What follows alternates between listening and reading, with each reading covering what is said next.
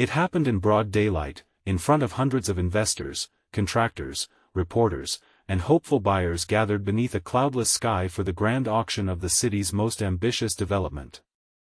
A man wearing faded work boots and a weathered denim jacket quietly raised his bidding card for Lot 156, but before the auctioneer could acknowledge him, the company's celebrated CEO laughed loudly enough for everyone to hear.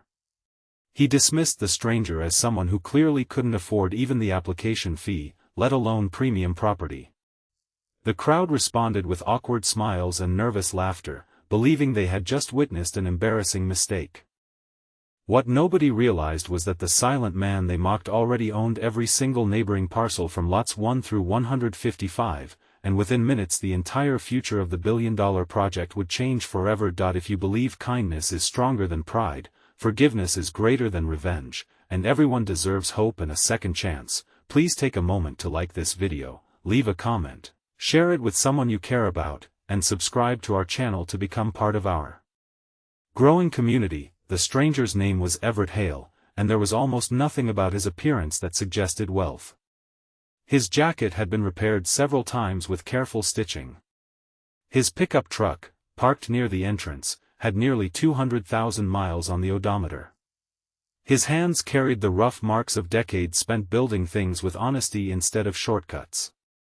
To most people attending the auction, he looked like a retired carpenter who had wandered into an event meant for billionaires. Across the stage stood Alastair Vaughan, the celebrated CEO whose face regularly appeared on magazine covers.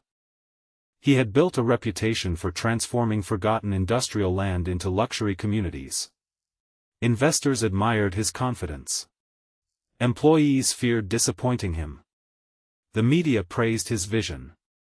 Yet somewhere along the way, success had quietly convinced him that appearances revealed everything worth knowing about a person. The auction itself represented years of planning. A massive riverside district was finally being divided into parcels that would become shopping centers, apartments, parks, offices, and restaurants. Lot 156 occupied the very center of the entire development. Whoever controlled it would influence traffic, utilities, landscaping, and future expansion. It was considered the crown jewel. When Everett calmly lifted his bidding card, Alastair barely glanced at the registration sheet before making his humiliating remark about poor people wasting everyone's time. His words spread through the crowd like a cold wind. Several photographers even turned their cameras toward Everett, expecting an emotional reaction. Instead, Everett simply lowered his card and stood quietly. There was no anger on his face and no embarrassment, only sadness. Those closest to him noticed something unusual.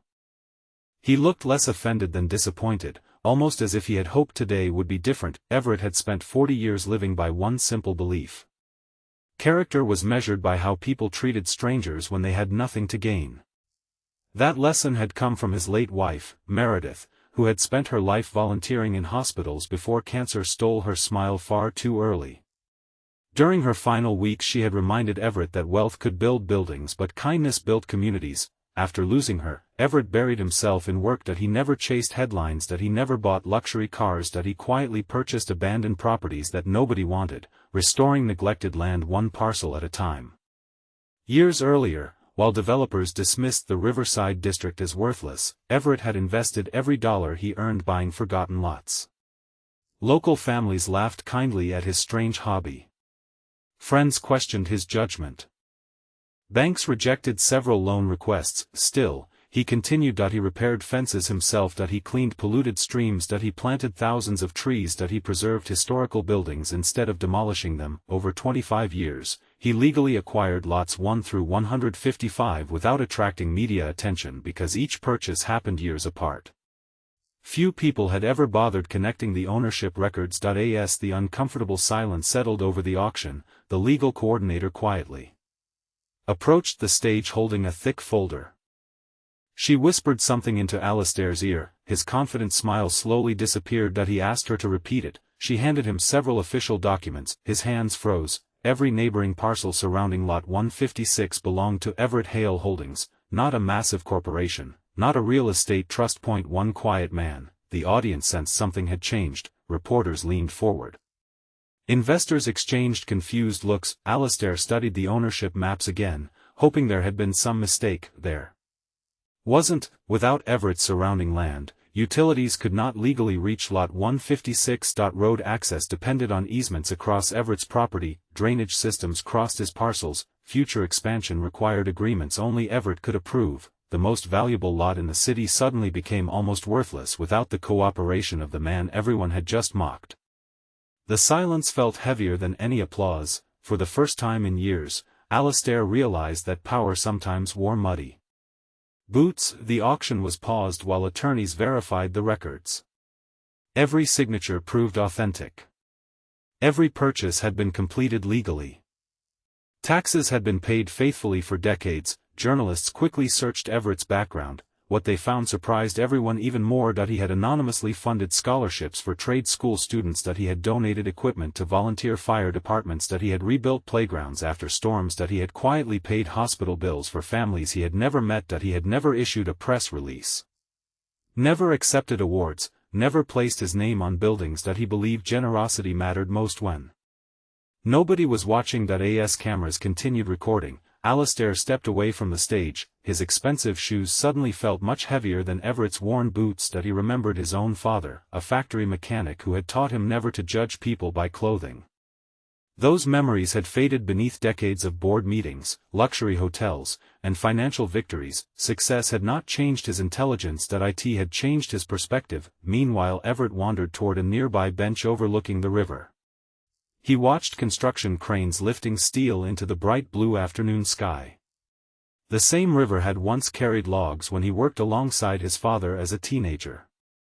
Those early years had taught him patience. Rivers never rushed, yet somehow always reached the ocean. Alastair eventually walked over alone. There were no cameras nearby now. No investors. No reporters, only two men standing beneath warm sunlight. For several long moments neither spoke. Alastair finally admitted that he had allowed pride to replace respect. He confessed that he had judged a complete stranger based entirely on appearance and had embarrassed himself far more than Everett. Everett listened quietly. He had heard apologies before. Some were offered because people regretted hurting others. Others were offered because circumstances changed. Only time revealed which kind this one would become. The following hours transformed the atmosphere of the auction.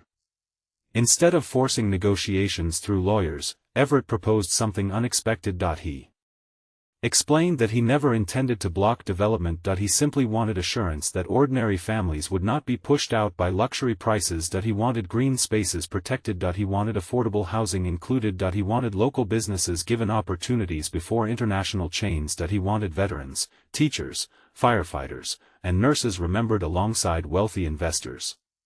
Profit mattered, community mattered more. Many executives expected him to demand enormous payments for access across his land. Instead, Everett offered fair agreements that actually reduced infrastructure costs. His conditions benefited the entire city. Investors who had originally laughed at him slowly realized they had mistaken humility for weakness. Construction workers watching from nearby smiled proudly. They recognized one of their own. The negotiations continued throughout the bright afternoon. Architects revised plans, lawyers rewrote contracts, environmental specialists adjusted park boundaries. By sunset's golden approach, though daylight still bathed the city, an entirely different project had emerged: more homes, more public gardens, safer walking paths, scholarship programs funded by future profits. A vocational training center teaching young people skilled trades. The development was no longer simply another luxury district. It became a place designed for everyone. News of Everett's ownership spread across the country. Headlines initially focused on the CEO's embarrassing mistake, but readers soon became far more interested in the quiet landowner whose life proved generosity could remain invisible for decades. Television crews visited neighborhoods Everett had quietly helped. A widow described receiving anonymous repairs after a storm damaged her roof. A retired firefighter explained how new rescue equipment had mysteriously appeared one Christmas morning. A young electrician revealed that his education existed only because an unnamed donor had paid tuition. Piece by piece, Everett's hidden legacy emerged, yet every interview ended the same way. Everett politely declined recognition. He insisted hundreds of ordinary people had worked beside him through the years. He had simply been fortunate enough to help. For Alastair, the experience became impossible to forget. Board members expected him to distance himself from the public embarrassment. Instead, he called a company-wide meeting, standing before thousands of employees during daylight in the headquarters courtyard. He openly admitted his mistake. He explained that leadership without humility eventually collapses under its own pride. He announced mandatory community service programs for executives. Performance reviews would now include leadership character, not merely financial results. Scholarships would be created for skilled trades.